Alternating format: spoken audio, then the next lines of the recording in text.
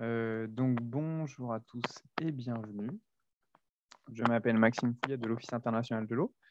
Je vais animer cette matinée qui a été organisée par Julie Magnier, qui ne peut pas être présente ce matin, mais c'est elle qui a fait le travail d'organisation. C'est une webconférence organisée par l'Office international de l'eau dans le cadre du Centre de ressources sur les cours d'eau de l'OFB et organisée ce matin avec le soutien financier de l'OFB. Voilà, on avait envie de traiter ce thème de la protection des rivières sous l'angle des actions agricoles à l'échelle du bassin versant. Donc, je ne sais pas si c'est nécessaire, mais un petit rappel au cas où de ce qu'est le bassin versant.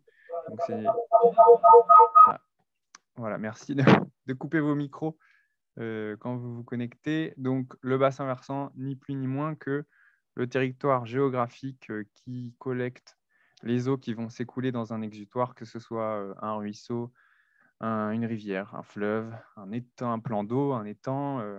Voilà, donc un territoire sur le plan théorique assez simple à comprendre, très pertinent sur le plan de la ressource en eau, tant en quantité qu'en qualité, mais pas toujours facile pour mettre en œuvre des actions parce que ça peut être des territoires très grands avec beaucoup d'acteurs différents qui ne se connaissent pas tous, qu'il va falloir essayer de coordonner.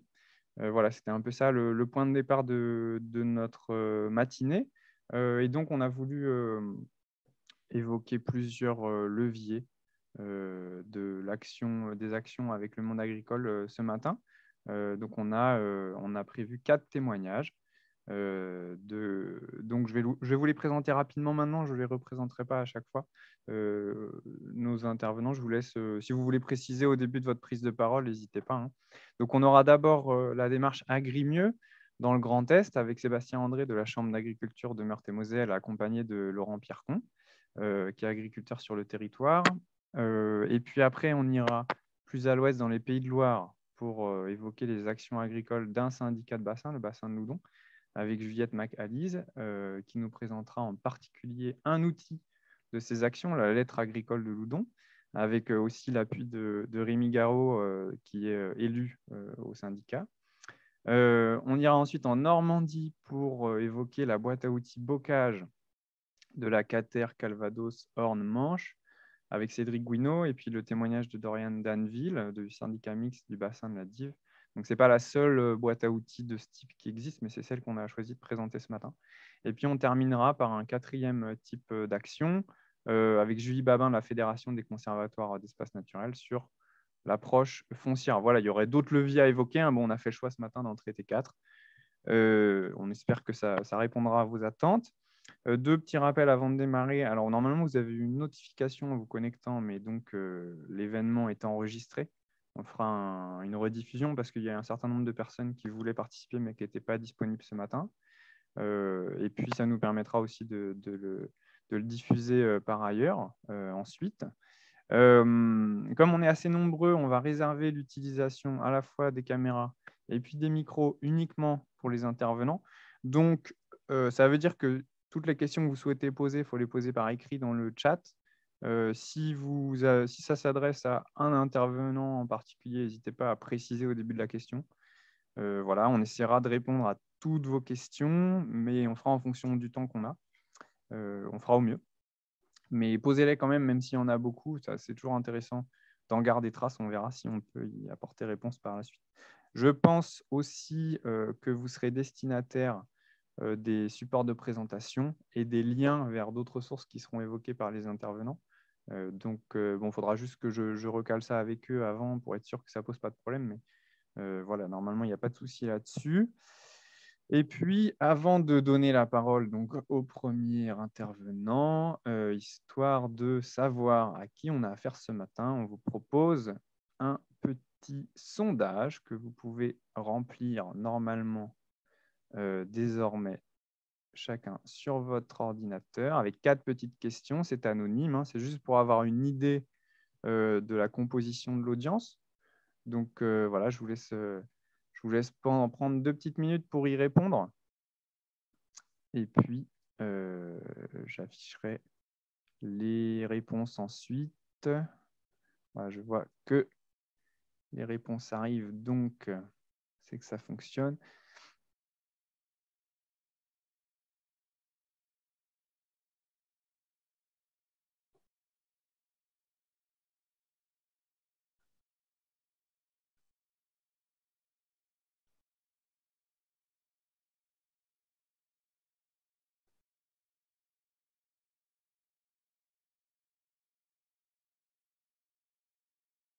Bonjour à ceux qui nous rejoignent entre-temps.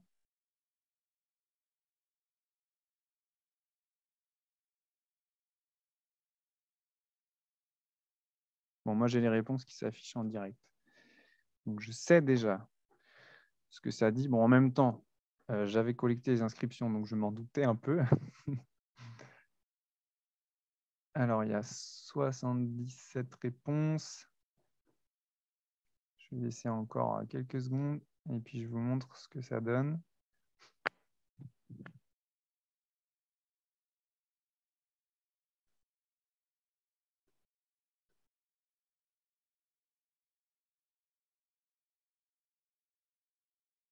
Allez hop, on s'arrête là. Désolé pour ceux qui n'ont pas eu le temps de répondre à tout.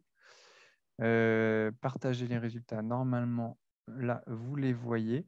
Donc, à quelle communauté d'acteurs est-ce que j'appartiens? Eh bien oui, on a une représentation assez forte des acteurs du monde de l'eau par rapport aux autres ce matin, puisque vous êtes à peu près 2/3. Voilà, avec certains qui considèrent appartenir aussi aux acteurs agricoles en même temps, 12% qui se considèrent comme des acteurs agricoles, et 10% qu'on pourra appeler les outsiders. Donc, bienvenue à vous, il y a de la place pour vous aussi. La prise en compte des enjeux liés à l'eau dans mon travail. Bon, on est presque sur un 100% de permanent ou dès que possible. Par contre, de l'autre côté, travailler avec la profession agricole dans mon travail, c'est moins 100%. On est à la moitié des répondants qui disent que c'est permanent. Et puis après, un quart dès que possible, un quart parfois, et puis le reste, un petit dixième pour qui c'est assez rare. Et au niveau des besoins, donc, bon, voilà, sans surprise, des échanges de pratiques, des exemples de résultats concrets. Donc, n'hésitez pas à poser des questions à nos intervenants là-dessus si vous en donnent pas assez au niveau des infos. Des outils clés en main, des idées pour mon territoire, et puis un peu des contacts aussi. Voilà, je ne vous embête pas plus. Je vais donner la parole donc à Sébastien et Laurent pour démarrer. Encore merci à tous les intervenants déjà d'avoir pris le temps d'être dispo et de préparer les interventions. Et puis donc, je vous laisse la main. Oui, bonjour à toutes et à tous. Alors, moi, je suis Laurent Pierson, je suis agriculteur dans le nord de la Meurthe-et-Moselle, président de Agrimieux Crunchière et sur une exploitation polyculture élevage. Bonjour à toutes et à tous. Donc, je suis Sébastien André. Je travaille à la Chambre d'agriculture de Meurthe-et-Moselle, pas à celle d'Alsace comme c'était dans l'invitation. Et donc, je suis l'animateur de l'opération depuis 2000 environ. Et donc, Agrimieux Crunchière, c'est le bassin versant de la Crune et de la Chière, dans le nord de la Meurthe-et-Moselle. Cette opération, donc, comme on vous l'a dit, c'est sur les bassins versants de la Crune et de la Chière. Donc, pour que vous citez bien, on est tout au nord de la Meurthe-et-Moselle, on est aux 4 frontières, c'est-à-dire entre la Belgique, le Luxembourg, la Moselle et la Meuse. Le bassin versant compte 28 000 hectares. On est sur, il y a 300 agriculteurs et on est sur un type d'agriculture céréalière, beaucoup céréalière. L'élevage tend à disparaître. Chez nous, on fait partie des derniers des Mohicans à faire de l'élevage. Donc, on avait cette problématique sur le bassin versant, la problématique au départ azote et ensuite. Alors, je vais faire un petit peu d'histoire parce que l'Agrimieux, l'Agrimieux, ce n'était pas toujours appelé Agrimieux. Peut-être que certains derrière son écran se souviennent de Fertimieux. Fertimieux, en fait, c'était une opération nationale à l'époque qui avait été lancée par l'ANDA quand il existait encore des actions, des opérateurs nationaux en fait, qui lançaient des opérations. Et ça avait été soutenu par les agronomes de l'INRA à l'époque, qui croyaient au fait d'accompagner les agriculteurs sur une action volontaire pour les motiver leur parler de qualité d'eau. À l'époque, en 93, le sujet principal, c'était les nitrates. Les autres points au sein du Fertimieux, c'était préserver le revenu de l'agriculteur. C'est sûr que quand on allait leur parlait de qualité de l'eau, il fallait aussi prendre en compte leurs pratiques et essayer de maintenir leurs revenus avec les changements qu'on proposait. Bien sûr, il y avait une analyse des évolutions de pratiques parce que si on faisait des choses et que les agriculteurs ne répondaient pas, ce n'était pas la peine de continuer. Donc, l'analyse des évolutions de pratiques, en fait, se traduisait par un label. Et vous voyez sur votre droite, dans l'écran, là, que je vous montre le dernier label que l'opération Fertimieux, donc à l'époque, a eu, qui était en 2001. Et il y avait une évolution de pratique qui était faite tous les 2 ans par un comité d'experts qui nous posait les questions sur les actions. Et des enquêtes étaient effectuées régulièrement pour mesurer tout ça. Enfin, et je pense que c'est le plus important, ça a été dit dans l'introduction par Maxime, c'est que dès le début, il y a eu une demande qui était faite de créer un comité local, donc pour que les gens, acteurs de l'eau et acteurs de la profession agricole, se rencontrent et parlent des difficultés que chacun a et des envies et des objectifs que chacun peut se fixer. J'ai mis piloté donc par un comité local et à l'époque, donc c'était l'ANDA qui était chargé de faire le contrôle national à partir des évolutions de pratique. Avec les réformes de la politique nationale, l'ANDA a disparu et donc avec l'ANDA a disparu le financement. Et il y a eu une volonté au niveau région Lorraine et j'allais dire même de l'agence de bassin Rhin-Meuse de garder ce type d'opération de développement et de contact auprès des agriculteurs. Le grand changement qu'il y a eu, c'est que des nitrates, on est passé au phytosanitaire et on est passé aussi très vite avec la vision système de culture. On s'est rendu compte qu'on ne pouvait pas traiter une réflexion au niveau des nitrates comme une réflexion au niveau des phytosanitaires comme au niveau des nitrates, on était obligé de passer à la vision système de culture. Donc, les analyses de pratique ont évolué avec les différents thèmes, donc ce qui fait qu'on analyse aujourd'hui aussi le système global de la ferme, toujours le souci de préserver le revenu de l'agriculteur. Et donc, comme c'est fait par l'agence de l'eau Rhin-Meuse, c'est un contrôle régionalisé, on va dire, avec des experts locaux. Et il y a toujours le comité de pilotage local qui est évolué et qui existe aujourd'hui. Donc, au niveau de l'animation de la grille, on s'est focalisé sur un zoom. Donc, Laurent va reprendre la parole pour vous décrire. Je voulais simplement citer 2-3 autres actions qui sont mises en place, qui sont la mise en place de suivi de parcelles de démonstration, des notes techniques et différentes opérations de communication. Alors, sur le champ mardi, donc c'est une rencontre hebdomadaire, ce qui nous permet de regrouper un certain nombre de participants, d'agriculteurs et même de techniciens d'OS.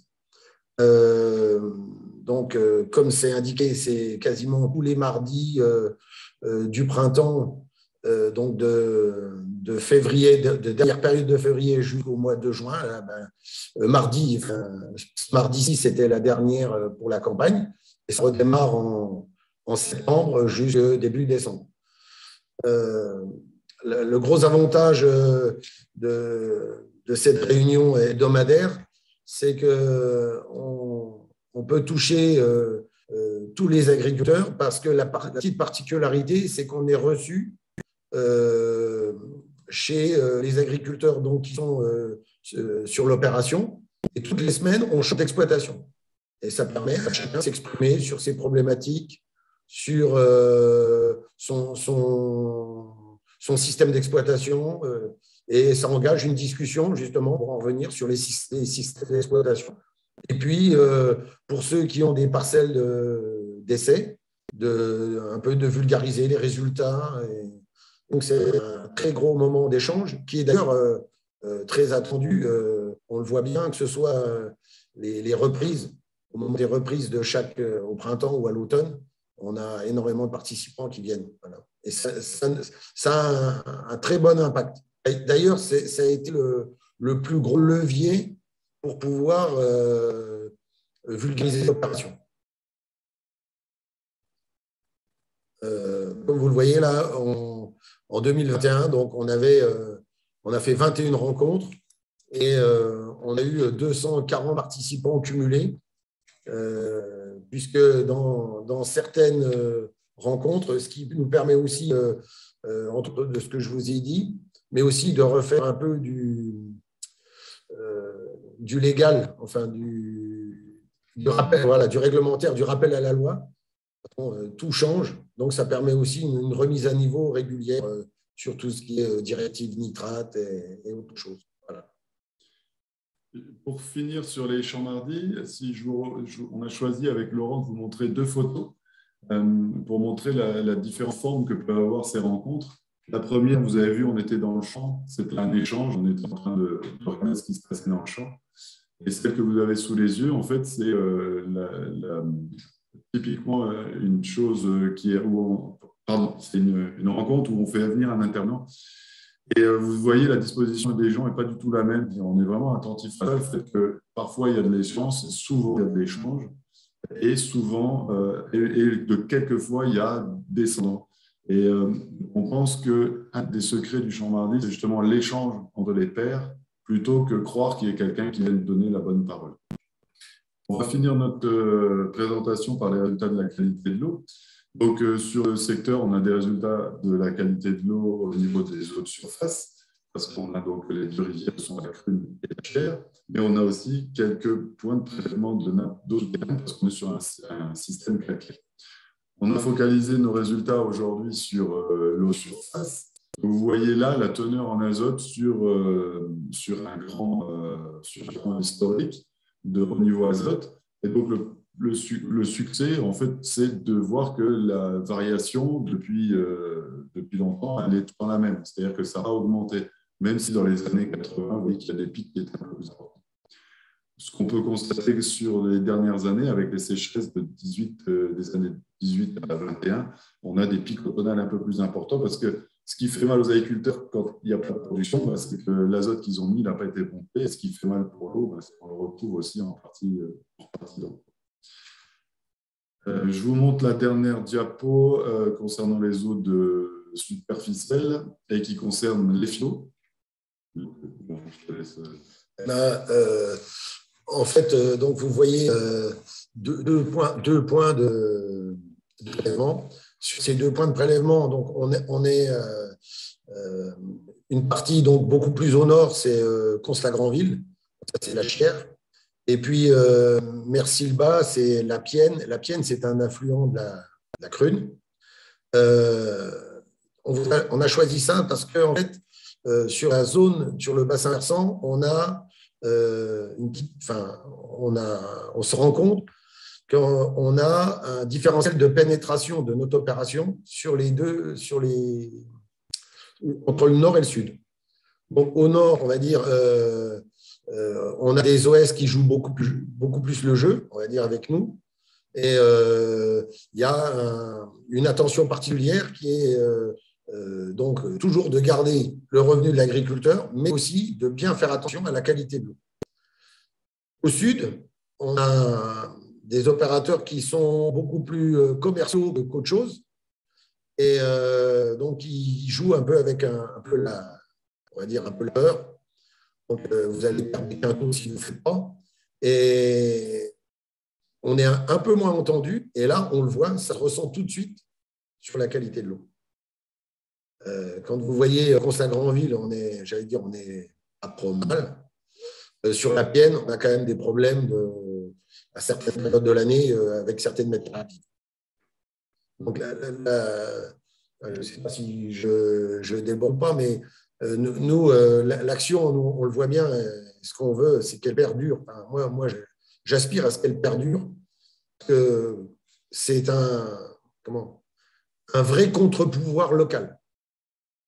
Dès qu'on est absent ou dès qu'on a peu de pénétration, le côté économique prend le dessus sans s'occuper du côté qualité de l'eau. Et le commerce prend le dessus. Alors que si on est relativement présent et épais, les gens adhèrent bien à notre action. Et les résultats sont là. Donc, la dernière diapo pour vous dire que, comme Laurent vient de le dire, l'inscription dans la durée d'une opération de développement agricole est essentielle pour se faire connaître. Et donc, vous voyez, l'opération a démarré en 1993. Il y a eu une grosse remise à niveau en 2004 avec la nouvelle mouture Agrimieux. Ce qui permet aujourd'hui de nous aider à construire des systèmes résilients et face aux différents changements que sont la conjoncture, que vous connaissez tous, le climat et j'allais dire l'agronomie, hein, au niveau de la flore, au niveau de la vie, au niveau des différentes choses qui vont se passer sur notre campagne. Et tout ça nous permet effectivement d'être une forte proposition et d'être, comme le président l'a dit, d'être présent pour qu'il y ait différents avis dans la plaine. Je vous remercie. Merci. Parfait, merci beaucoup à tous les deux. Donc, je ne sais pas si pour l'instant, il n'y a pas eu de questions qui ont été soulevées. On va peut-être attendre une petite minute au cas où il y en aurait. Et puis sinon, on pourra aussi revenir en fin d'événement. Merci en tout cas. Enfin, moi, j'ai trouvé ça très clair et très intéressant.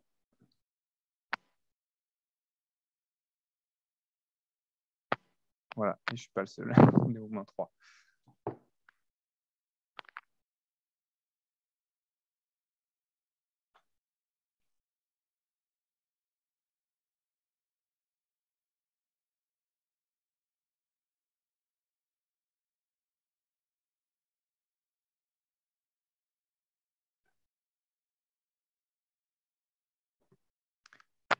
Alors, messieurs, ça y est, ça tombe.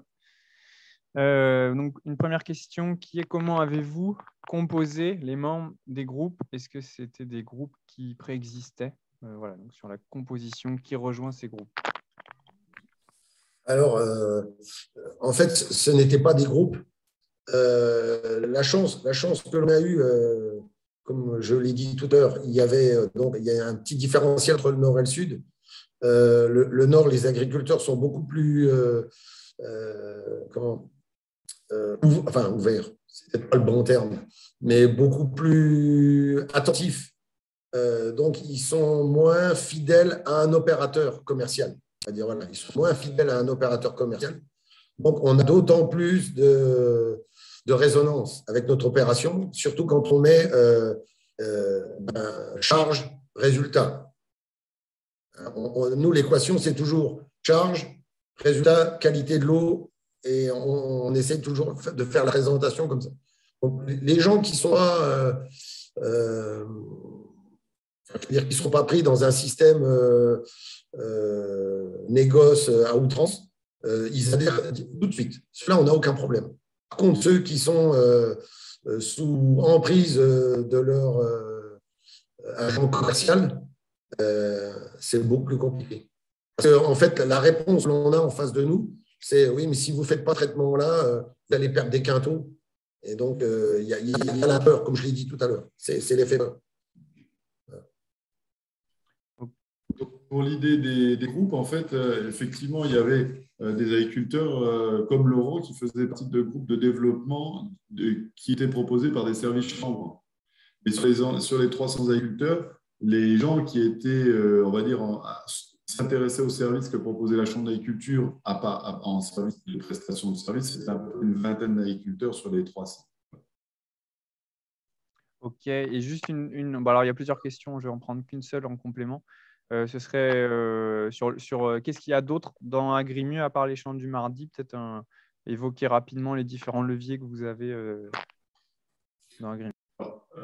C'est vraiment la question la plus facile à répondre parce que, si vous voulez, les Agrimieux sont souvent des focus, c'est-à-dire que derrière, il y a tout le travail des chambres d'agriculture qui est fait au niveau des régions et donc il y a du travail en réseau, donc on sert forcément des Agrimieux pour mettre en place. Les parcelles de démonstration ont été dès le début des choses importantes pour le développement. C'est-à-dire que quand on emmène un agriculteur dans la parcelle de démonstration et qu'on arrive à avoir un suivi pour lui montrer les résultats derrière, en fait, ça, c'est vraiment marquant. Plus le témoignage des agriculteurs, effectivement, qui ont mis en place cette pratique. Donc, je vais dire, si je devais donner un des éléments forts de la Grimieux, en fait, c'est vraiment l'échange des participants, c'est-à-dire confronter sur un même secteur les différentes pratiques qui peuvent à la fois améliorer la qualité de l'eau et améliorer ou au moins préserver le revenu des agriculteurs. Okay, super, merci. Bon, il y a d'autres questions, mais on va continuer le programme. Donc, je vous remercie tous les deux. Si vous pouvez rester jusqu'à la fin, peut-être que vous aurez un retour de micro. Et donc, sinon, je passe la parole au bassin de Loudon, si c'est OK pour vous.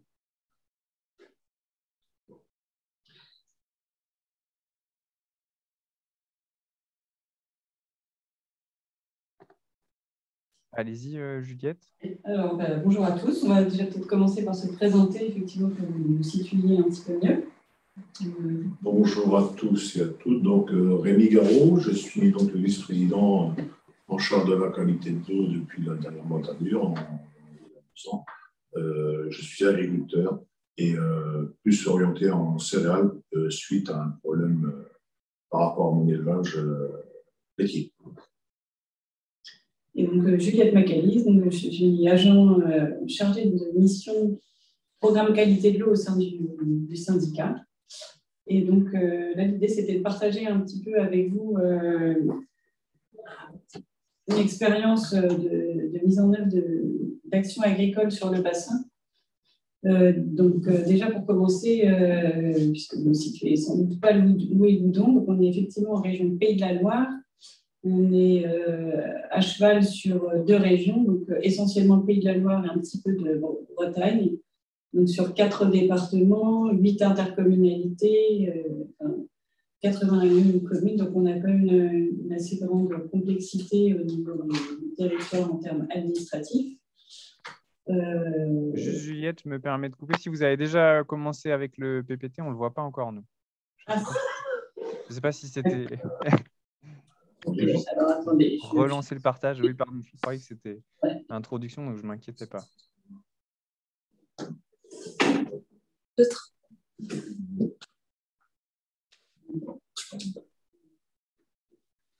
Oui, excusez-moi. Non, pas de problème. Ça va mieux marcher.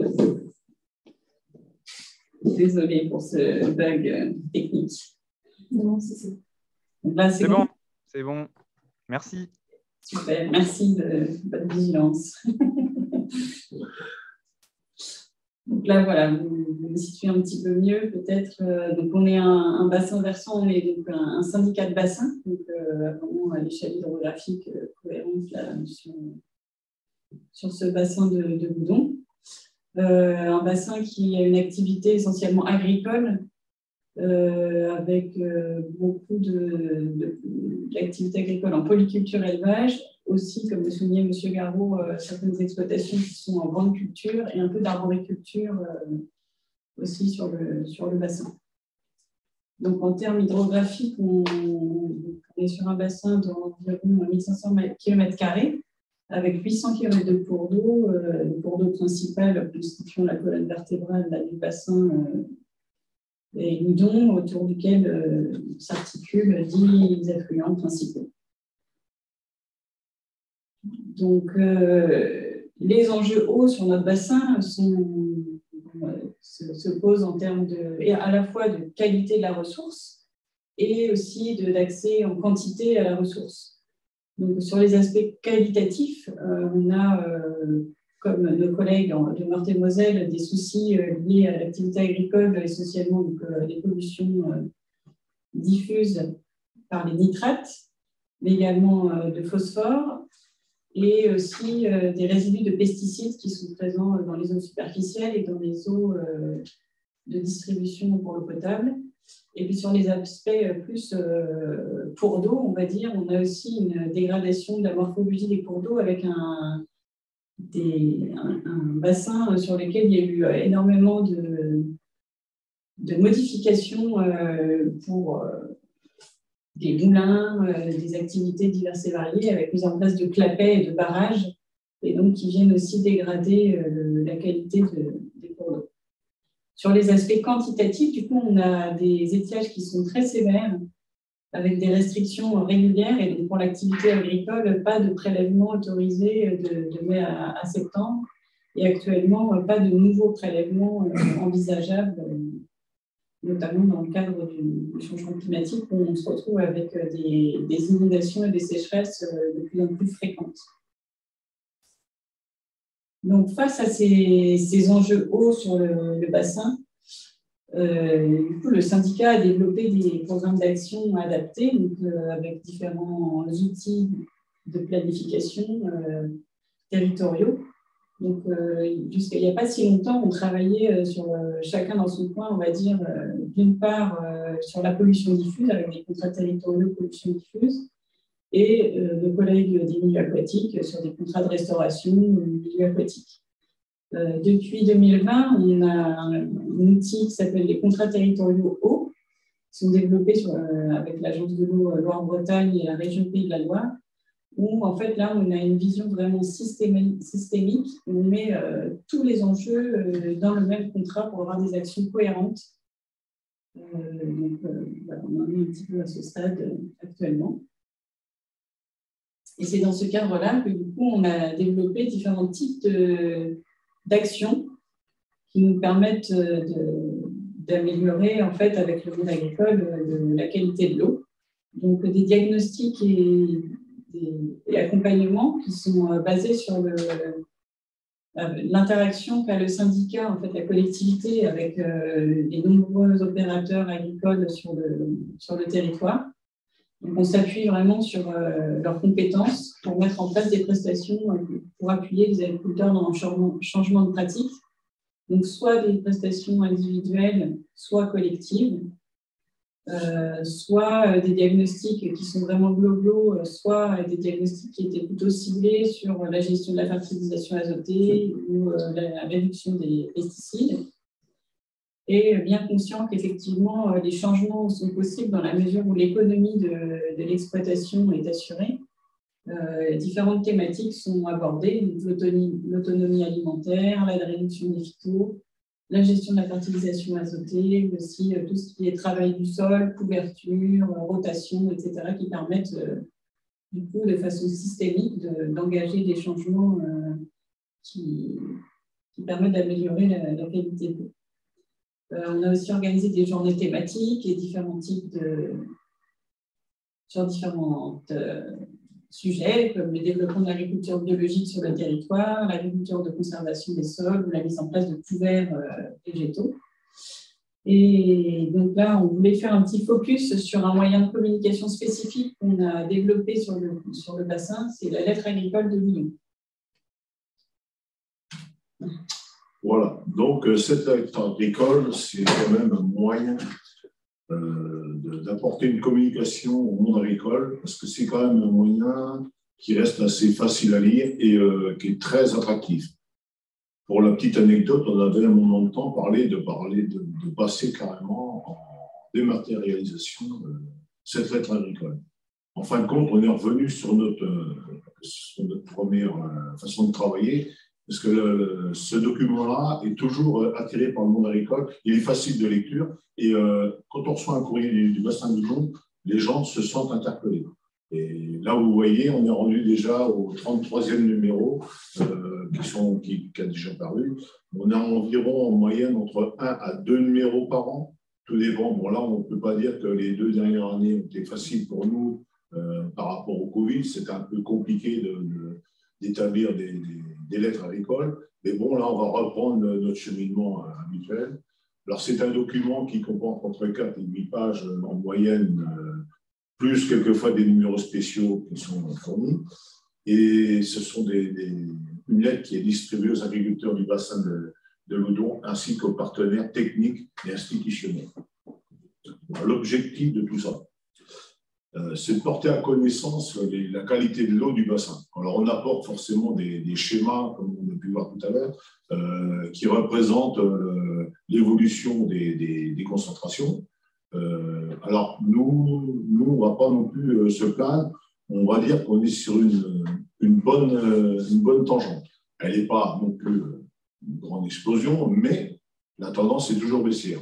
On sait qu'il y a encore beaucoup de travail à faire et on s'y consacre à ça. Mais voilà, le milieu agricole s'y intéresse, malgré que c'est compliqué aussi. Ça, vous allez leur connaître qu'il y a des moments, le milieu agricole, ce n'est pas toujours facile de travailler avec eux, malgré qu'il y en a quand même qui sont très entreprenants par rapport à ça. Alors, on traite des sujets quand même qui permettent d'agir pour l'améliorer, cette eau. Donc, on a le travail du sol, de rotation, réduction des phytos, la couverture des sols, la fertilisation, la conduite du pâturage, mais toujours avec l'aide de nos partenaires, Chambre d'agriculture et tous nos techniciens, que ce soit des BOSS ou le coopératif. Bon, de toute façon, on ne peut travailler que main dans la main pour arriver à des aboutissants de ces résultats-là. Alors, on met en avant ces actions-là avec les partenaires du syndicat du bassin de Don et on apporte aussi beaucoup de témoignages d'agriculteurs.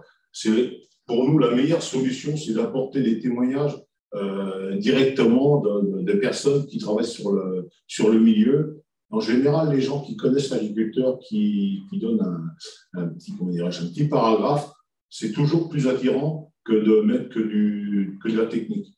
Et voilà, c'est un document qui est très apprécié, qui est toujours lu et on espère continuer ce système-là, avec toujours un bon retour. Alors, les facteurs de succès, bien évidemment, c'est un outil de territoire, hein, on ne peut pas s'en passer, c'est sûr. Aujourd'hui, le fait qu'on ait pu mettre ça en place, les gens, je pense même, ne seraient pas forcément satisfaits de ne plus voir ce document-là. Bon, le fait d'avoir des témoignages apporte aussi une souplesse et un confort pour ce journal-là. Et bon, les leviers par rapport aux freins et aux changements de pratique. Et avec tout ce qu'on peut avoir aujourd'hui, avec le changement climatique, les matières premières qui fluctuent, je pense qu'on a encore du travail à faire de ce côté-là. Est-ce que Julie, peut-être quelque chose à rajouter par rapport à ça? Non, je pense que vous avez fait le tour. Après, c'est vrai que, comme l'a évoqué M. Garot, une des orientations qui a été choisie, en fait, c'est de conserver le format papier des sapiettes agricoles, parce que les agriculteurs sont souvent très sollicités et reçoivent beaucoup de mails. Et là, en fait, ça permet d'avoir en fait un outil papier qu'on peut remobiliser ou aller consulter de nouveau sans aller fouiller dans les mails qui ont décompté dans sa boîte. Donc, et voilà, après, c'est vraiment les témoignages sont vraiment le fort aussi de cette lettre, parce que ça permet effectivement de rendre très concret en fait les leviers qui sont de changement de pratique en fait qui sont évoqués sans détour. Donc ça veut dire qu'on aborde aussi les freins et les difficultés des agriculteurs dans la mise en place de ces changements de pratique. Donc, voilà un petit peu. Je rappelle quand même que ça a été très discuté au niveau de notre syndicat. Au dernier changement de bureau, forcément, tout changement de bureau, on a des personnes plus jeunes qui arrivent. Et on a été vraiment à la limite de passer par Internet. Hein, et croyez-moi, on a bien fait de rester en système papier. On a une trace, parce que les mails, c'est bien, mais bon, vous êtes tous pareils, je pense. On est noyé de mails. Quand on reçoit un courrier maintenant, on a envie de dire, on est content de voir le facteur nous apporter un petit courrier comme ça, c'est toujours sympathique. Hormis les prunes qu'on prend sur l'autre, ça c'est autre chose. Mais ça, au moins, c'est agréable. Et ça reste. C'est pour ça qu'on a gardé ce système-là. Et c'est très bien accepté de tout le monde. Même au niveau des mairies, ils reçoivent, il y en a qui disent, bah oui, c'est bien de nous donner des informations comme ça. Parce que bon, comme c'est une grosse structure, c'est pas toujours facile à donner des informations. Oui, du coup, en termes d'échelle, on est sur 1600 km de bassin, km carrés de bassin, on distribue à l'ensemble des agriculteurs, donc plus de 2100 agriculteurs sur le bassin qui reçoivent ces informations.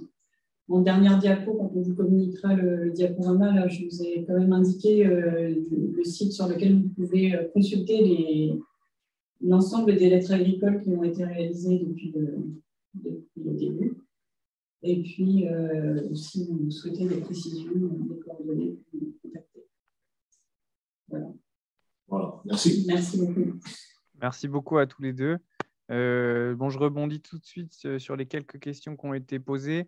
Il y en a plusieurs qui concernent un peu les aspects pratiques. quel volume de lettres ça fait, est-ce que vous les imprimez en externe, voilà, et peut-être savoir comment vous avez identifié, comment vous avez eu les adresses des agriculteurs, comment est-ce que vous faites l'adressage. Et puis après, savoir un peu le volume de temps que ça nécessite, qui travaille derrière. Est-ce que c'est tout fait par les agents? Est-ce que les élus ou les agriculteurs du bassin y participent? Voilà, si vous pouvez prendre le temps juste de répondre à ces 2 questions-là, s'il vous plaît. Ouais. Merci. Alors effectivement, donc on élabore en fait une trame sur les 2 numéros qui viennent dans l'année. Excusez-moi, j'ai des soucis. Donc la lettre, elle est coordonnée en interne par les agents du syndicat, en coordination avec la Chambre d'agriculture qui a été retenue pour faire différentes actions. Donc, la partie mise en forme graphique, relecture. Donc, on a un comité de relecture aussi avec différents acteurs du territoire qui relisent la maquette en fait, avant publication définitive. Et c'est la Chambre d'agriculture qui coordonne ensuite l'impression chez l'imprimeur et la distribution via un routeur. Pour les adresses des agriculteurs, du coup, on passe aussi par la Chambre qui actualise en fait, le listing des agriculteurs dont elle dispose chaque année. Et on a fait le choix, donc, parce qu'on peut aussi passer par la DRAF pour demander l'ensemble des coordonnées des agriculteurs présents sur le territoire, mais cette solution n'a pas été retenue. On a fonctionné comme ça jusqu'à présent et on complète en fait par une liste complémentaire que les syndicats envoient eux-mêmes, notamment pour les envois multiples qui sont envoyés aux mairies, Comcom, etc. Et puis du coup, tout à l'heure, de financement aussi, peut-être qu'on est financé par la région Pays de la Loire à 80%. Et la dernière question que j'ai oubliée. C'était sur qui travaille, mais vous avez en partie répondu. Oui, c'est moi qui… Ouais. Après, les agriculteurs qu'on arrive à trouver aussi, ce n'est pas forcément lié qu'à la Chambre. Il s'agit qu'on a des thématiques bien précises. Et puis, on est tous pareils. On sait très bien qui est un petit peu prêt à rentrer dans le collimateur pour pouvoir répondre au questionnaire. On ne va pas prendre forcément n'importe qui. On sait très bien que quelqu'un, déjà quand il rentre dans une thématique, c'est déjà que ces personnes-là s'engagent plus facilement. Et forcément, c'est plus facile d'aller les trouver pour donner leur avis. Et puis, s'ils sont d'accord, en général, ça se passe toujours très, très bien. Pour compléter juste très brièvement, donc la taille, on était sur des 4 pages à 8 pages en fonction des numéros et des thématiques à aborder. Le coût moyen, alors c'était assez variable, on était entre 10 000 € le numéro pour 4 500 exemplaires distribués. Plus récemment, du coup, comme on fait la coordination en interne, c'était moins onéreux. Donc, on est à 3 500 € pour 4 200 numéros. Super, merci beaucoup. Et alors, une dernière question. Est-ce que vous avez des retours d'agriculteurs qui, sont venus à des changements de pratique grâce à la lettre agricole? Voilà, est-ce que vous avez des exemples comme ça? Non, pas forcément, mais c'est un document qui est lu.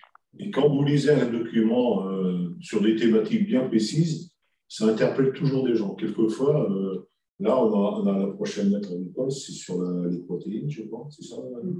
Donc, forcément, ça, aujourd'hui, avec les problèmes de matières premières qui commencent à monter à des prix faramineux, on ne sait pas où ça va venir, c'est des thématiques qui vont forcément interpeller. On essaie de faire des thématiques en fonction de certains programmes, enfin, de ce qui se passe dans la nature, quoi.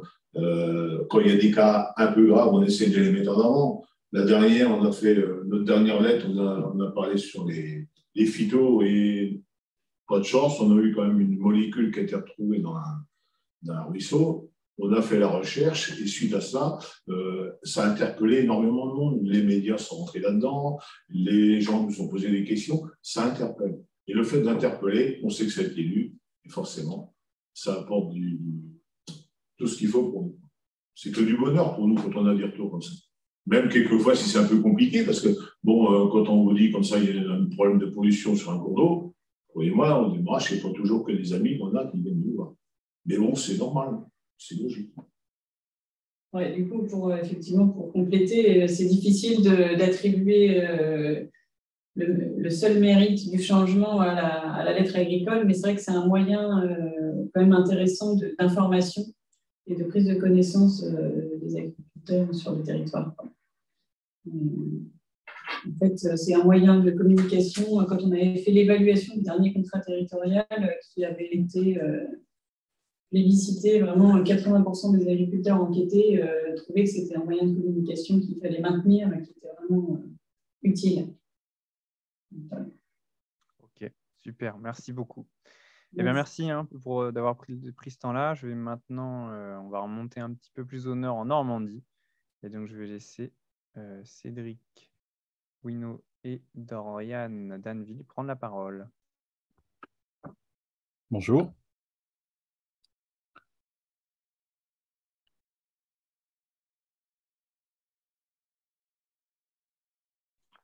C'est tout bon. Ok. Donc, je travaille, donc je suis chargé de mission à la Cater Calvados-Orne-Manche. La première diapo, juste pour vous montrer un peu les membres de cette association, le 1901. 3 départements de l'ancienne Basse-Normandie, avec les 3 fédérations de pêche de ces 3 mêmes départements, l'Agence de l'eau Seine-Normandie et l'Agence de l'eau Loire-Bretagne. Donc, notre mission principale, c'est d'accompagner les collectivités pour avoir, on va dire, porter des programmes qui améliorent la qualité de l'eau. Donc pour la Normandie, notamment sur notre secteur, en tout cas à nous, ex-Basse-Normandie, Calvados-Orne-Manche, on a pas mal de paysages assez différents, du coup, avec des contextes aussi de pente et de pédologie qui sont différents.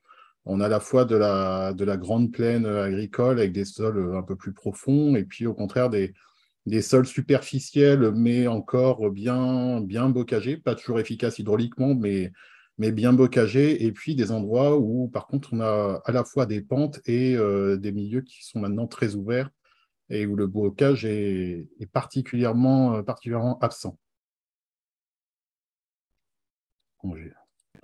Donc, nous avons, pour accompagner les collectivités, nous avons développé des outils, notamment un guide technique pour aider dans la prise de poste des techniciens dans les collectivités, techniciens et techniciennes. Et dans ce guide, nous avons, je vais vous présenter notamment d'abord les deux premiers outils.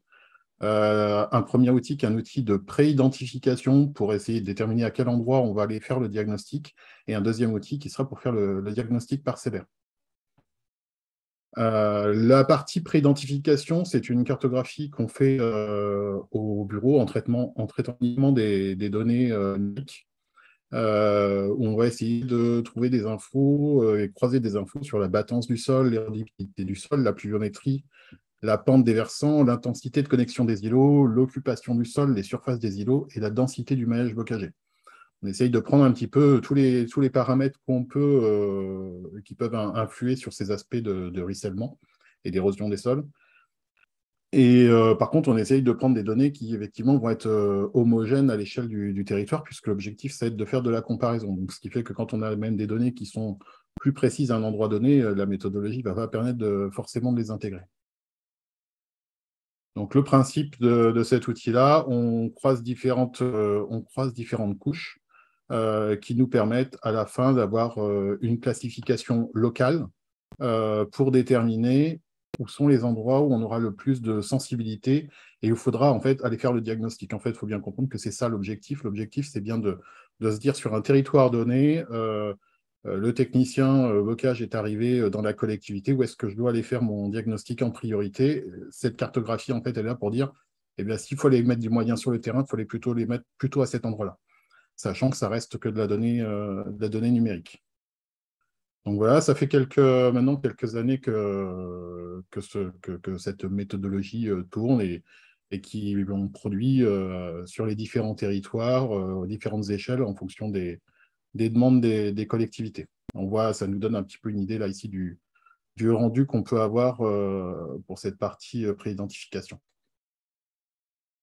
Le deuxième outil, c'est une partie diagnostic parcellaire où là, l'objectif, puisque derrière l'objectif, c'est de faire des travaux, c'est de savoir sur quelle parcelle il faudra aller d'abord faire ces travaux. Et donc là, on va chercher d'abord à savoir s'il y en a un risque ou pas de ruissellement érosif, s'il risque de sortir de la parcelle, s'il y a des éléments en aval qui sont susceptibles d'intercepter ce ruissellement, et si ce n'est pas intercepté, est-ce qu'il y a un risque que ça atteigne le cours d'eau? Puisque nous, on va dire que dans notre approche, l'objectif du travail, c'est toujours l'aspect qualité des masses d'eau superficielles. Alors, effectivement, on ne va pas forcément, nous, se focaliser sur tout ce qui est aspect, par contre, masse d'eau souterraine.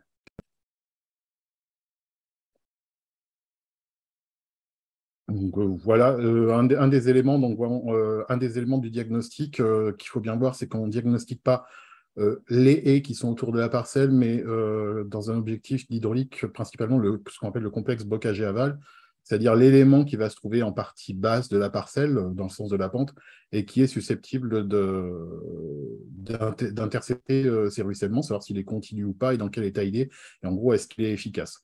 Il peut y avoir aussi des diagnostics de haies en tant que telles, qui peuvent être faits, on va dire, en parallèle au moment où on est sur le terrain, qui peuvent, par exemple, avoir une vocation à rentrer plutôt dans des aspects de plan de gestion durable des haies, par rapport à des valorisations aussi, soit dans des aspects biodiversité, soit dans des aspects de production de bois énergie.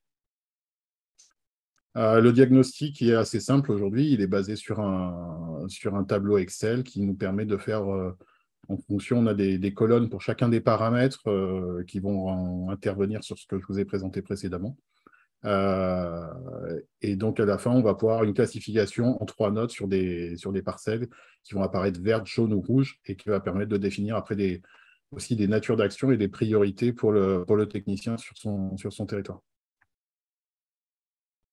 Donc, on a aujourd'hui 3 guides. Le guide bocage, lui, il compte 124 pages et 22 fiches. Qui va des éléments d'argumentaire de quel est l'intérêt de la haie, comment convaincre, à des aspects beaucoup plus pratiques sur comment implanter le talus, comment choisir les plants, etc. Juste une dernière diapo pour dire qu'on a souhaité faire des schémas originaux de manière à pouvoir les diffuser librement. On a utilisé pas mal d'illustrations, soit qui nous ont été mises à dispo gracieusement, soit qui étaient sous licence Creative Commons de la fac agroforesterie ou de Wikimedia Commons. Donc on a essayé de travailler toujours avec des choses qui sont libres de droit ou qu'on pouvait diffuser facilement derrière. Donc vous pouvez retrouver le guide sur notre site internet, vous retrouverez le guide en fiche complet, en fiche séparée, avec aussi tout un tas d'annexes numériques en fait, auxquelles on fait référence dans le guide et on peut les retrouver, ces annexes, en téléchargement sur cette page-là, avec aussi des fichiers Excel sur des listes de plantes, des choses comme ça. Voilà. J'ai essayé de tenir les 5 minutes, mais je crois pas vraiment réussi. Oui, alors du coup, je prends le relais de Cédric. Je quitte le partage. Ouais. Et je vais essayer de faire le mien. Alors, est-ce que ça s'affiche pour vous? Encore. Pas encore. D'accord. Alors. Pendant ce temps-là, Cédric, juste une question sur le guide, s'il existe en version papier ou seulement en numérique. Alors, en fait, le guide, initialement, n'était pas prévu pour être en version papier. Il a été conçu, on va dire, il a été conçu comme un document pour être imprimé, mais il n'a jamais été prévu de tirage. Il se trouve que il y a eu des demandes un petit peu au fur et à mesure. Et donc là, en fait, on fait des tirages papier, mais par lot. Alors, on essaye d'aller pas moins de 50 exemplaires, parce qu'à moins de 50 exemplaires, ça commence à faire cher l'exemplaire. Il y a quand même beaucoup de pages. Mais on peut effectivement on peut faire des tirages papier si on a des demandes. Aujourd'hui, on a dû en sortir, je crois, le premier tirage, on n'a fait que 30 exemplaires. Et là, on en a sorti une cinquantaine il n'y a pas très longtemps. Il peut y en avoir d'autres après, plus tard, si on a les quantités. En fait, après, c'est à prix coûtant, quoi. Plus il y en a, moins ça coûte cher. Ok, super, merci. C'est bon, Dorian, pour la projection, vous pouvez y aller. Merci. Bonjour à tous. Donc, dans ce retour d'expérience, on se situe au niveau des actions qui visent à la réduction des flux polluants par la mise en place de travaux d'hydraulique douce. Donc, au niveau du territoire, on est sur le bassin de la Dives, donc en Basse-Normandie. Et c'est un territoire qui se compose d'un triptyque paysager composé à la fois de marais, de plaines agricoles où on trouve des haies bocagères qui ont massivement disparu depuis le 19e, et du pays d'Auge, donc qui est composé d'une succession de petits vallons en forme d'auge, d'où son nom, et qui est un petit peu l'image que vous avez sûrement de la Normandie, avec son bocage très préservé. Pour passer rapidement sur les compétences du SNBD, il a la compétence GEMA en maîtrise d'ouvrage. Ça inclut donc la mise en place d'un programme hydraulique douce depuis 2017. Et le syndicat possède aussi la compétence prévention des inondations en assistance à maîtrise d'ouvrage. Donc, en fait, la préservation de la qualité de l'eau par temps de pluie a été définie comme une action prioritaire sur le bassin de la Dive pour limiter les transferts de polluants, favoriser l'infiltration et, in fine, améliorer la qualité de l'eau. Et dans ce retour d'expérience, en fait, vont vous être présentés 2 retours d'expérience qui se situent plutôt dans la plaine céréalière et un retour d'expérience qui se trouve en fait à la frontière entre la plaine et le bocage, donc où les pentes commencent à être un petit peu plus importantes. Et on va commencer par l'exemple en milieu bocager. Juste une petite parenthèse, du coup, avant de rentrer dans le diagnostic, un grain plus fin, diagnostic de terrain, donc celui qu'on fait nous, techniciens. Donc ici, on a les cartes de pré-identification dont vous a parlé Cédric. Donc en fait, le facteur générateur là, du diagnostic sur ce que je vais vous présenter, c'est le classement en masse d'eau prioritaire par l'agence. Le diagnostic de l'ECATER a permis de catégoriser l'ensemble des parcelles agricoles du bassin versant et de cibler les endroits en fait, où le risque érosif est le plus fort. Donc, les cartes que vous voyez là, c'est les cartes de pré-identification du secteur. Donc, comme vous l'a mentionné Cédric, plus on est en marron foncé, plus le risque est élevé en termes d'érosion ruissellement.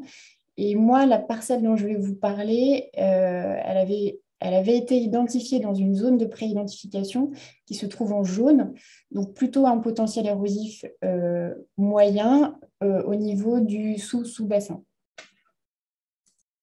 Alors, nous y voilà.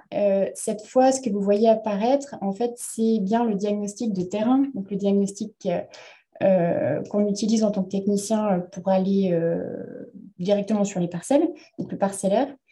Ce qu'on voit, en fait, c'est qu'on a au sud du bassin des parcelles qui sont majoritairement rouges.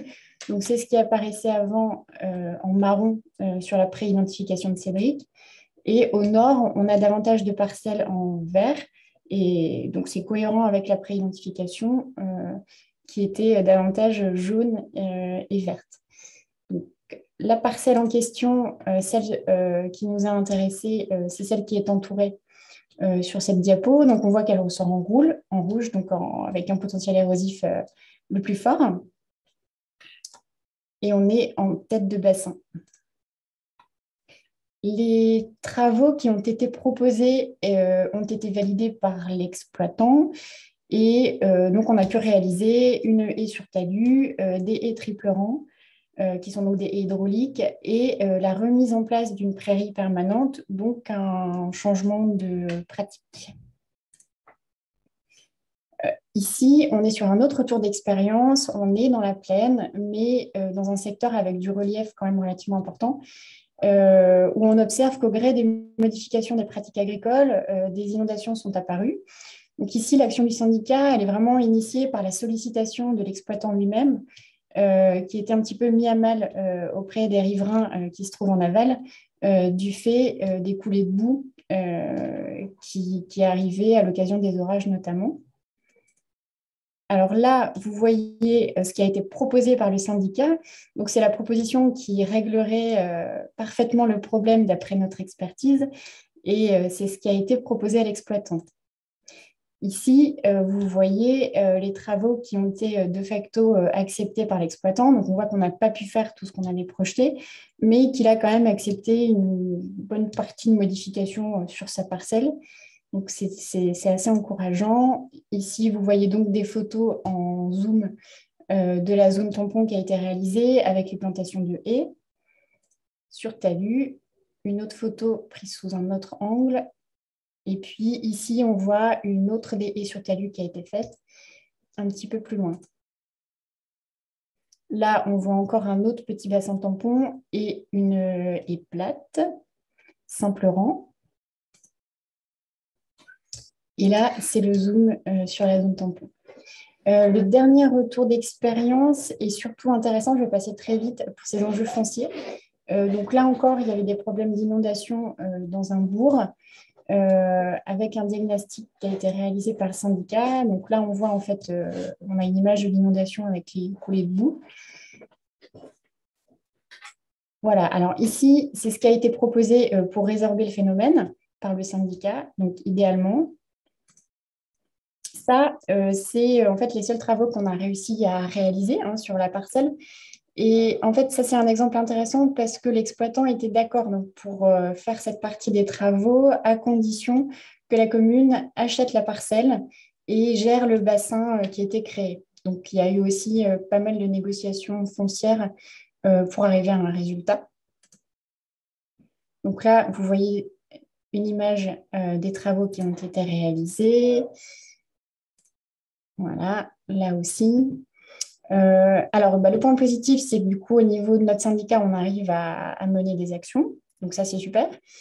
Par contre, une fois que les travaux sont faits, ce n'est pas encore la victoire, puisqu'en fait, on fait face à des problèmes. On fait énormément de plantations dans le cadre de ces aménagements d'hydraulique douce, mais on a pas mal d'ennemis en plaine. Donc, en fait, on a des soucis de prédation.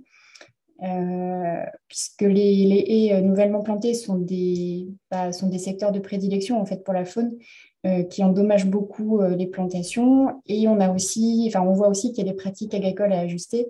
C'est ce que vous voyez avec le trait de charrue qui vient en fait endommager le talus qui a été créé quelques années auparavant. Le sanglier, alors ça c'est le petit, pour le petit détail, on a les sangliers, les blaireaux, le lapin, le lièvre et le chevreuil, qui sont en fait nos ennemis face aux plantations de haies. On a aussi les aléas climatiques, alors ça, je pense que tout le monde est concerné, mais qui s'intensifient aussi régulièrement, et en plaine, les vents peuvent être très très forts. Et après, c'est la mise en œuvre. Donc là, c'est à nous de bien suivre les entreprises. Mais en fait, plus on plante de linéaires de haies et plus on fait d'aménagements, plus c'est difficile de faire un suivi rigoureux.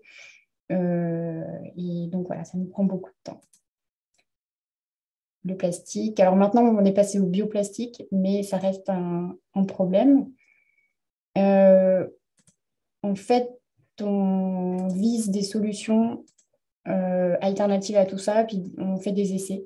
Alors voilà, l'utilisation de répulsifs pour préserver les haies, la mise en place de protection biodégradable, comme mentionné juste avant.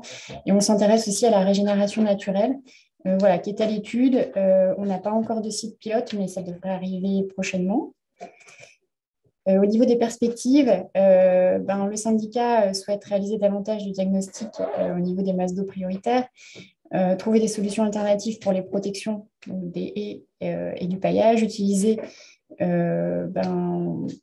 l'existant pour développer la régénération naturelle, et puis inciter aussi les exploitants à s'approprier en fait les haies, à faire des plans de gestion, parce que l'idée, c'est pas seulement de planter, mais c'est aussi que ces haies, en fait, elles soient pérennes dans le temps.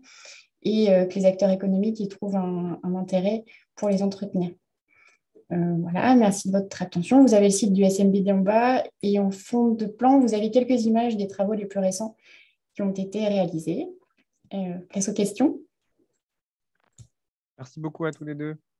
Tout de suite, pour commencer, il y avait une question sur le montage financier et notamment savoir s'il y avait une participation des agriculteurs chez qui sont faites ces implantations d'éléments d'hydraulique douce.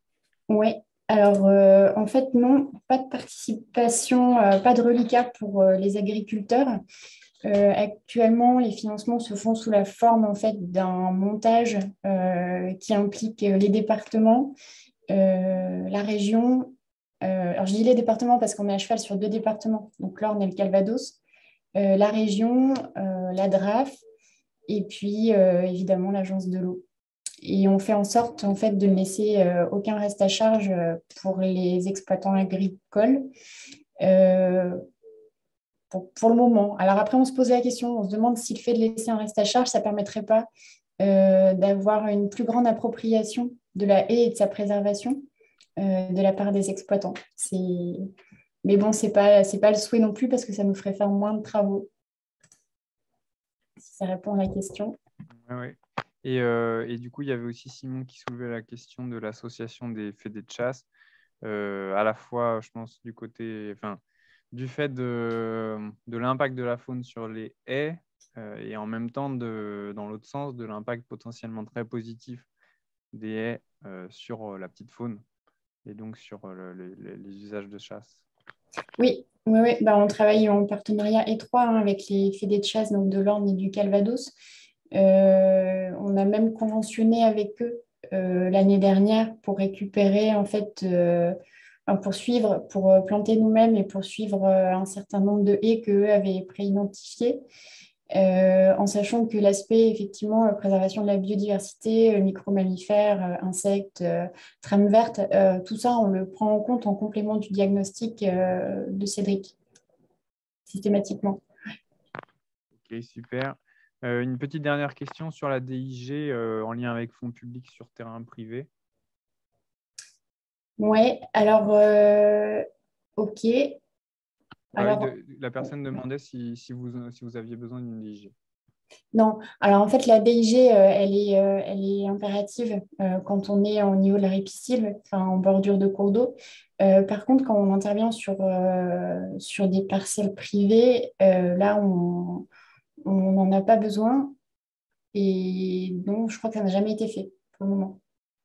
Non, effectivement, il n'y a pas actuellement d'exigence particulière de ce côté-là. Je pense que la DIG est surtout faite sur les cours d'eau parce qu'on on intervient dans un contexte où le propriétaire riverain a des obligations légales d'entretien de cours d'eau.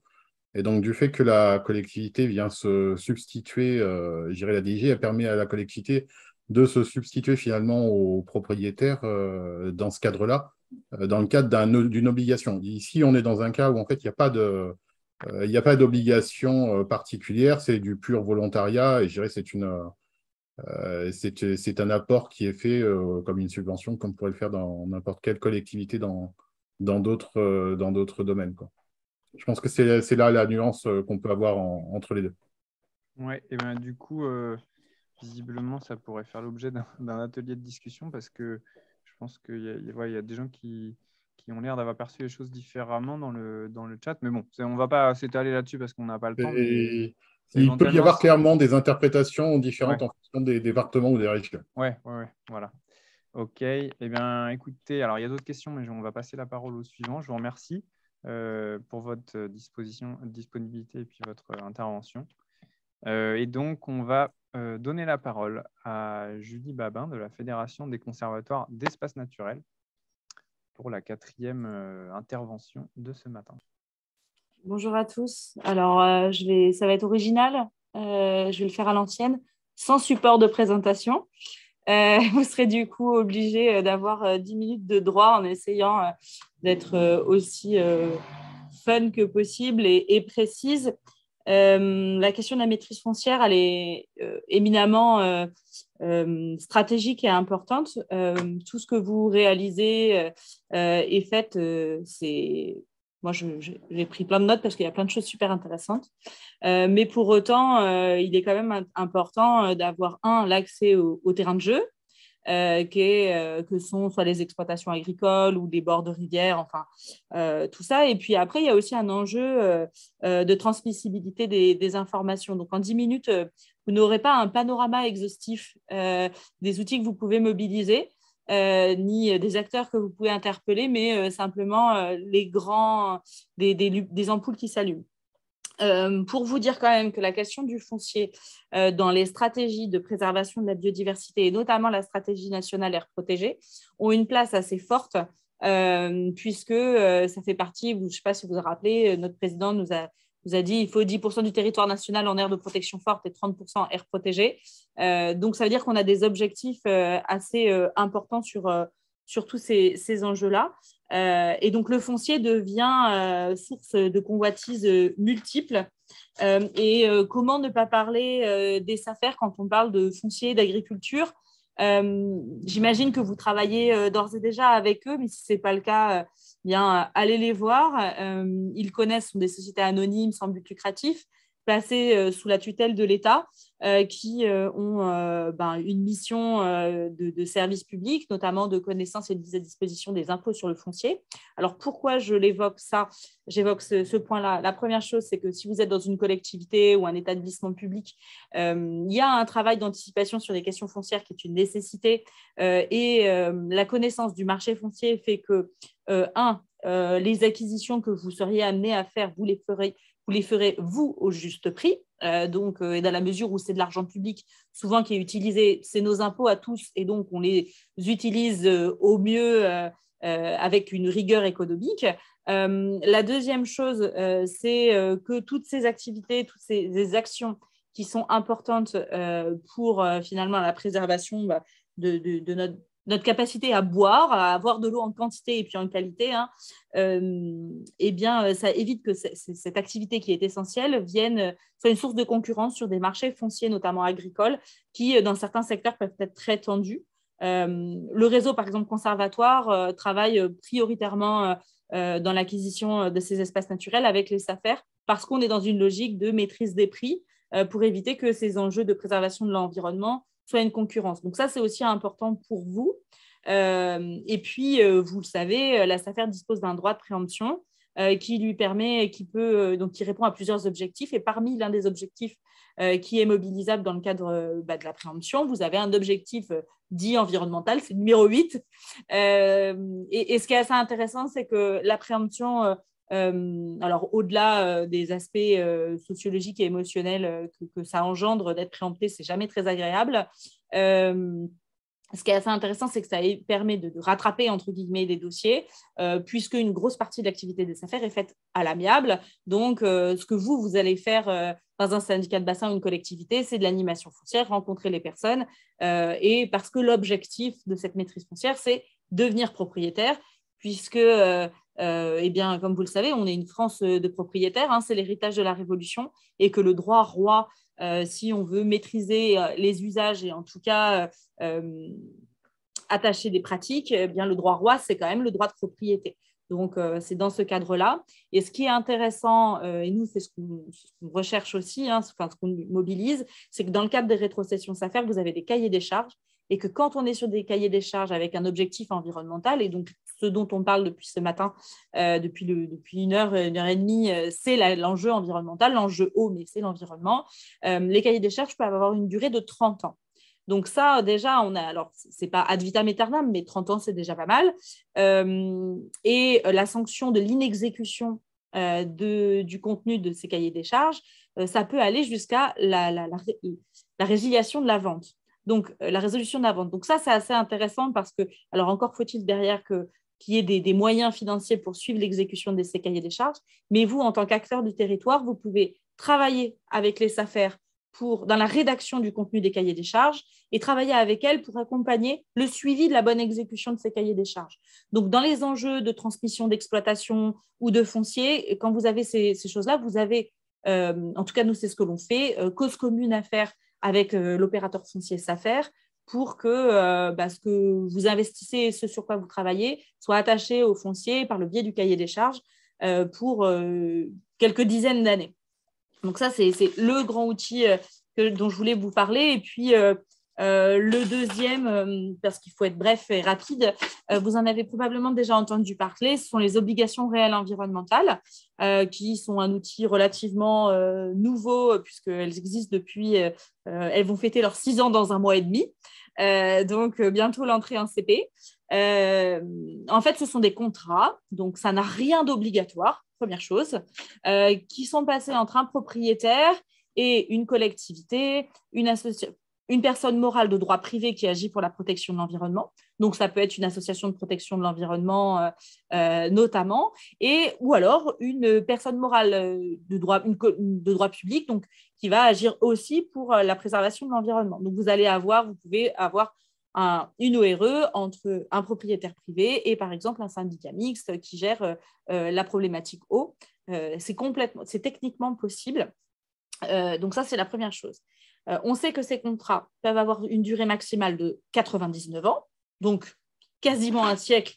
Ce qui est certain, c'est que dans 99 ans, je ne serai plus là. Donc là-dessus, ça donne quand même une certaine visibilité, en tout cas une pérennité. Et la particularité de ce contrat, qui a pour objet en fait l'attachement de pratiques qui ont pour objet le maintien, la gestion, la restauration ou la conservation d'éléments de biodiversité ou de fonctions écologiques. Donc, tout ce dont on parle, les enjeux les enjeux eau, les enjeux zones humides sont forcément concernés, vont être attachés au foncier. Alors, la particularité, c'est que l'attachement au foncier a pour conséquence principale, c'est que si demain vous vendez le bien, les obligations que vous, propriétaire, vous aurez attachées au foncier resteront attachées à ce foncier le temps de la convention, à l'image d'une servitude en réalité. Donc, c'est une presque servitude. Si vous voulez retenir l'effet, ça a des effets comparables à une servitude, mais juridiquement, ce n'est pas ça.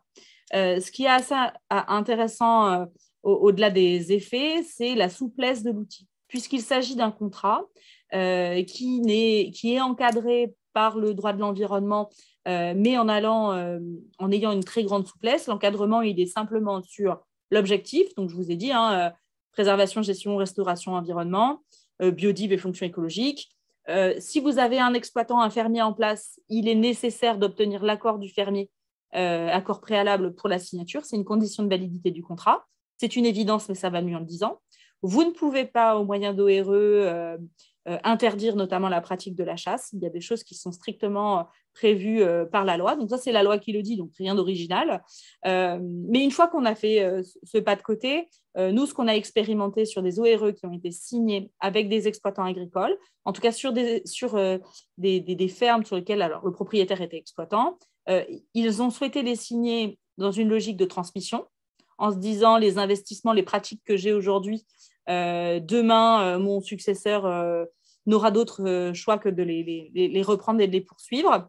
Et vous pouvez l'associer avec des enjeux de gestion, parce que l'enjeu de foncier, c'est important, la maîtrise foncière, on est tous d'accord, mais ce qui l'est tout autant, et vous l'avez évoqué, c'est la gestion qui suit derrière. C'est-à-dire que tous les contrats qu'on pourra mettre en place sont extrêmement séduisants, mais ça n'est jamais que le début de l'aventure sur ce foncier. Et donc, il faut allouer, il faut des postes pour suivre et accompagner l'exécution des contrats.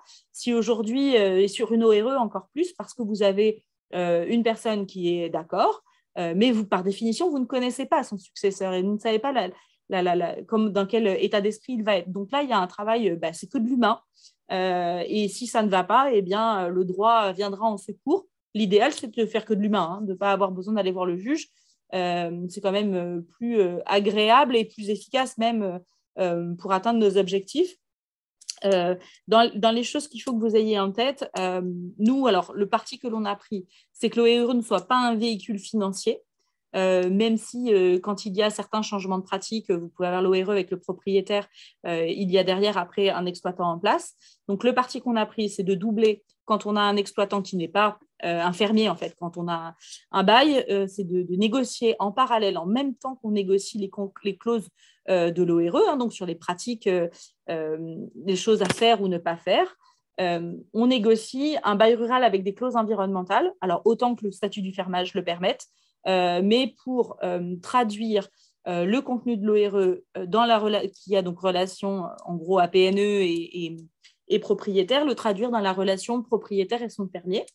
Ça, c'est la première chose. Et puis, s'il y a des enjeux financiers et qu'il y a des changements de pratique, on privilégie l'accompagnement, le financement du changement de pratique de l'exploitant en place, parce que c'est lui qui va les vivre au quotidien, les pratiques. Donc, il faut qu'on en fasse, il faut en faire un allié. Et donc, il faut parler avec les gens, les respecter. Et s'il y a des coûts et des surcoûts, on considère qu'il faut autant qu'on peut les accompagner. Donc ça, c'est toute notre démarche sur les obligations réelles environnementales qui prennent un essor. Il y a une grande vigilance qu'il faut que vous ayez, vous, dans la rédaction de ces contrats, parce que c'est un acte authentique, donc il va être soit passé en la forme notariée, soit un acte authentique administratif. Donc, il lit le propriétaire, mais il vous lit vous aussi. Donc là-dessus, en tout cas, je suis un peu embêtante avec mes collègues en leur disant c'est bien, c'est joli, mais ce à quoi vous engagez, il faudra le respecter puisque les engagements sont réciproques. Il n'y a pas que le propriétaire qui s'engage dans cette aventure. Donc là aussi, c'est à réfléchir, mais c'est un outil assez intéressant parce que quand on ne peut pas maîtriser le foncier, et qu'il y a des investissements, on a beaucoup de partenaires publics qui veulent avoir une forme de filet de sécurité et de se dire les actions que j'ai financées, est-ce que parce que c'est monsieur Bidule, ce serait bien que si demain ça change de propriétaire, ça continue. Et donc là, on a une convention un peu plus robuste. Voilà, je pense que je suis allée un peu vite, mais c'est que je vois le temps qui tourne et je me dis, je préfère laisser la place aux questions. Voilà. Merci beaucoup. Voilà. Alors, question qui, pour l'instant, il n'y a pas encore. Donc, il nous reste... je pense qu'on en a pour encore 10 minutes pour terminer, s'il y en a qui sont pressés. Comme ça, vous avez l'information. Dans le chat, je vous mets des éléments sur les obligations réelles environnementales, une plaquette si vous avez besoin, et des petites vidéos d'explication que vous pouvez utiliser et mobiliser à foison, puisque la mission qu'on anime, nous, à la Fédération, est financée avec des fonds publics, et l'idée, c'est qu'au moins les gens le connaissent et éventuellement se l'approprient. Voilà, n'hésitez pas. Super. Juste... avant de... Je me permets, Sébastien et Laurent, si c'est OK pour vous, de vous redonner la parole quelques minutes, parce que sur la fin de votre présentation, il y avait pas mal de questions qui tournaient autour de comment est-ce que vous, de votre côté, vous suivez ou vous mesurez les impacts d'Agri-Mieux sur le terrain. Est-ce que vous avez des systèmes d'indicateurs ou des systèmes comme ça qui vous permettent un peu d'évaluer ce que ça donne? Voilà, si vous pouvez juste nous en toucher 2 mots, et puis après, on donnera la parole à José Pérez de l'OFB pour conclure. Merci. Oui, alors, pour évaluer l'efficacité des champs-mardis, en fait, il y a un truc plus simple. C'est la fiche de présence, c'est-à-dire qu'en gros, chaque champ-mardi, on demande à chaque participant de signer. Donc, ça permet aussi de faire des relais pour les autres champs-mardis. Et en fait, il y a un travail de ma part de contacter, c'est comme le bossu, quoi. Si on ne va pas vers le bossu, c'est le bossu qui vient à nous. Donc, moi, mon boulot, c'est ça, c'est d'aller voir les agriculteurs qu'on n'a pas l'habitude de voir. Comme l'opération elle est vraiment ancrée depuis un bout de temps, donc comme je vous ai dit, on a des évaluations régulières. Donc les évaluations régulières nous permettent de voir, je réponds aussi par là à une autre question, c'est-à-dire que les évaluations nous permettent de voir que les Agri-Mieux sont vraiment des laboratoires, c'est-à-dire que dans ces endroits-là, on teste tout ce qu'on peut tester et ce qu'on connaît aujourd'hui en pratique agronomie en premier, parce qu'on a des agriculteurs réactifs qui sont aussi soucieux. On ne l'a peut-être pas dit, mais à côté de moi, vous avez Laurent qui est l'exemple typique que je félicite aussi régulièrement pour mettre des essais en place. Et du coup, dans ces évaluations, on voit que ça va plus vite dans nos zones Agri-Mieux. C'est-à-dire qu'on a l'adoption pratique de fractionnement, par exemple, l'adoption de pratiques d'observation, plein d'adoptions de pratiques qui sont faites régulièrement dans les champs-mardis et dans les Agri-Mieux. Donc, on évalue avec la feuille de présence, c'est-à-dire qu'aujourd'hui, en fait, je peux vous donner les chiffres sur la zone d'agriculteurs qu'on a contactés. Donc, quand on parle de 300 agriculteurs, vous savez, sur une zone, 300 agriculteurs, ça comprend tous les gens qui sont inscrits. le système agricole évolue aujourd'hui. Ce ne sont pas tous les exploitants directs. Il y a beaucoup de fermes qui sont faites par d'autres. Il y a des arrangements. Mais aujourd'hui, on sait qu'on a contacté, alors on a fait une fiche de présence, on l'a fait depuis 5 ans seulement. Mais en 5 ans, on a la moitié des gens, on a contacté 150 agriculteurs viennent où ont été les hôtes d'un champ mardi. Voilà. J'en profite tant que j'ai la parole pour savoir, il y avait une question sur le plan éco-phyto. Et là, en fait, on n'en a pas parlé, mais en Meurthe-et-Moselle, on a choisi de faire des synergies. Et la plus belle synergie que vous avez, c'est encore une fois Laurent, l'agriculteur à côté de moi, qui est Ferme Défi. C'est-à-dire que ce n'est pas que le plan éco-phyto nous apporte, c'est que nous, on apporte au plan éco-phyto aussi. Alors, bien sûr, éco-phyto est un support derrière, le relais et de communication. Mais à côté de moi, Laurent, on l'a pas présenté, il est aussi Ferme Défi, donc membre du réseau éco-phyto à part entière. Super, merci beaucoup pour ces compléments. Voilà, Laurent nous montre qu'une fois de plus, les casquettes, ça s'empile. Je reprendrai pas la parole après José, donc juste pour vous remercier tous les participants de votre attention ce matin. Ça va vite, hein, je sais qu'on pourrait passer 45 minutes sur chaque cas d'étude. Bon, nous, on fait le choix d'aller vite et d'en présenter plus. Voilà, ça a des limites aussi et on s'en excuse. À la suite de cet événement, donc normalement, quand vous fermez Zoom, vous aurez un petit questionnaire. Ça vous sert à nous dire si vous avez des choses que vous aimeriez changer dans le format ou si vous avez des thématiques que vous souhaitez voir traitées de la même manière. Voilà, nous, on se base là-dessus pour orienter nos prochains événements. Ensuite, vous serez destinataire du replay, de la rediffusion vidéo quand elle sera dispo, et on fera une petite synthèse écrite aussi, avec le lien vers toutes les ressources qui ont été mises dans le chat ou qui étaient dans les diapos à côté, donc vous serez destinataire aussi. Et puis voilà, je remercie encore les intervenants qui ont bien voulu prendre de leur temps pour préparer ces interventions et être dispo ce matin. Donc merci à tous. Et puis, donc je passe la parole à José Pérez de l'OFB pour conclure cette matinée. José. Bonjour à tous. Donc, merci Maxime. Donc, j'interviens comme animatrice du centre de ressources cours d'eau avec qui ce webinaire a été organisé avec l'OIO. Et donc, déjà, je vous remercie pour tous ces exemples, ces témoignages qui montrent les différents leviers d'action que vous avez pu mettre en place à l'échelle du bassin versant. Et on le voit qui sont très variés. Hein, on a touché à plein de sujets.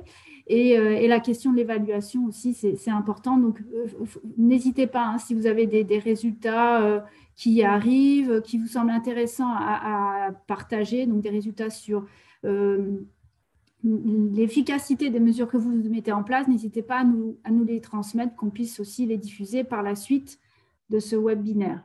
Donc, moi, je vais vous présenter brièvement ce que c'est que le centre de ressources cours d'eau de l'OFB. Donc, je vais partager mon écran et vous donner un petit tour d'horizon. Donc, voilà, je vous le mets en plein écran.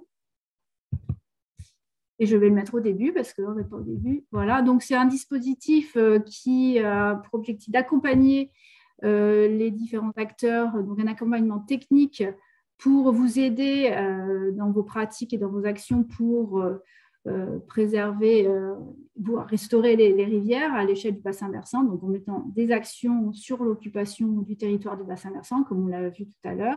Et donc, il y a différents dispositifs qui sont mis en place par le centre de ressources. C'est d'abord un dispositif qui permet d'animer des réseaux d'acteurs et de les rapprocher à différentes échelles territoriales, entre l'échelle régionale, locale, l'échelle nationale et aussi l'échelle européenne, puisqu'on est en lien avec le réseau européen pour la restauration des rivières. Un autre levier d'action, c'est l'accompagnement technique. Donc, développer des formations, un parcours de formation, organiser des événements et des webinaires, comme vous avez vu aujourd'hui, et également produire et mettre à disposition différentes ressources techniques. Ça peut être des guides techniques, des aides à la rédaction de cahiers des charges, des retours d'expérience. Voilà, donc il y a tout un panel de choses qui peuvent être mises à disposition auprès des différents professionnels. Des outils pour sensibiliser. Voilà, donc je vais faire quelques petits exemples que vous pouvez du coup trouver sur le site cours d'eau du centre de ressources. Donc, par exemple, vous pouvez trouver une page thématique sur les mesures naturelles de rétention d'eau qui sont en fait des mesures pour favoriser la rétention naturelle et l'infiltration de l'eau, donc à travers ce que vous avez vu, ce que vous avez présenté aujourd'hui, donc ce type de pratiques qui peuvent aussi être mises en place, qui listent des mesures dans différents contextes, donc agricoles, urbains, forestiers. Donc, vous pouvez trouver ces informations sur le site cours d'eau, des webinaires de différents thèmes qui ont été traités par le centre de ressources avec l'OIO, par exemple, et d'autres partenaires sur la gestion écologique des répicives, sur la gestion naturelle des risques d'inondation qui abordent les sujets qu'on a vus aujourd'hui, sur la problématique d'érosion des sols. Donc, vous pouvez retrouver aussi ces webinaires, des ressources et des supports sur ce site. Et également des outils de sensibilisation qui peuvent vous intéresser. Donc, du coup, une petite vidéo sur comment on gère les répicives et une autre, comment mieux préparer nos territoires face aux inondations à travers une petite vidéo d'animation destinée au grand public et aux élus. Donc, tous ces outils-là peuvent vous être utiles dans vos différentes missions. Donc, juste pour info, voici les différentes têtes de réseau partenaires qui sont dans le comité de pilotage du centre de ressources, qui se réunit 1 à 2 fois par an et qui fait le lien avec le réseau européen, comme j'ai dit tout à l'heure. Et donc, si vous voulez vous informer, vous pouvez vous inscrire à la lettre d'information du centre de ressources. Il y a ces emails d'actualité qui apparaissent à peu près tous les mois en m'écrivant. Donc, c'est josé.perez@ofb.gouv.fr.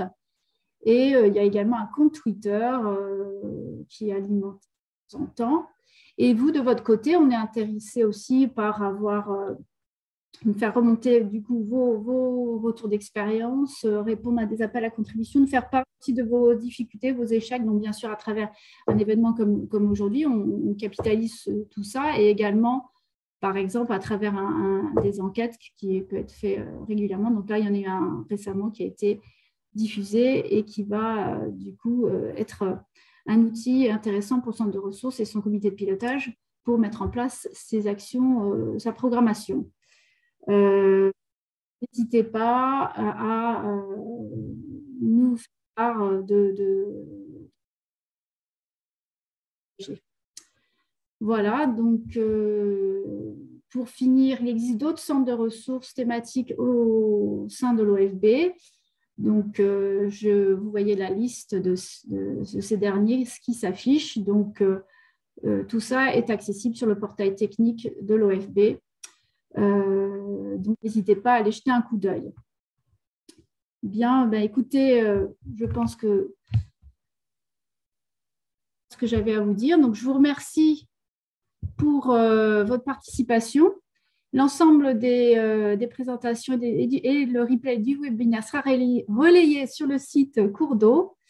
Je remercie l'OIO et je vous dis à bientôt et bon appétit.